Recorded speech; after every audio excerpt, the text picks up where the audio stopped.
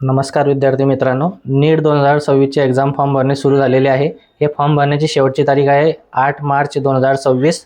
त्यानंतर फॉर्म भरल्यानंतर जर तुमच्या फॉर्ममध्ये काही करेक्शन राहिलेले असतील तर ते करेक्शन करण्याची तारीख आहे 10 मार्च ते 12 मार्च। फॉर्म भरण्यासाठी जे आवश्यक फी आहे तर ते फी आहे जनरल कॅटेगरीसाठी 1700 रुपये, ओबीसी आणि ईडब्ल्यूएस कॅटेगरीसाठी 1600 रुपये आणि SC ST category plus physically handicap विद्यार्थी जे असतील त्या विद्यार्थ्यांना 1000 रुपये एक्झाम फी राहणार आहे। एक्झाम जे आहे ते आहे 3 मेला, 3 मे 2026 या दिवशी तुमची एक्झाम होणार आहे।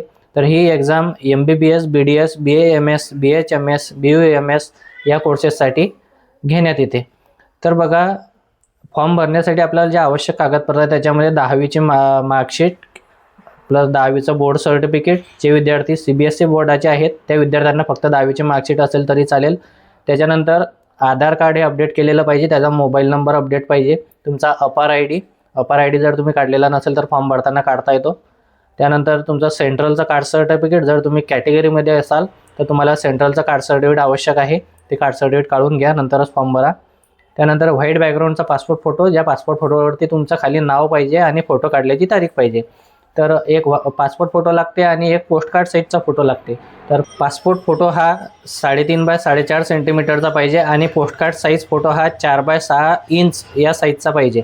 तर फोटो हा व्हाईट बॅकग्राऊंडचा पाहिजे, त्याच्या खाली नाव, फोटो काढल्याची तारीख, तसेच तुमचा 80% चेहरा त्या फोटोमध्ये आला पाहिजे।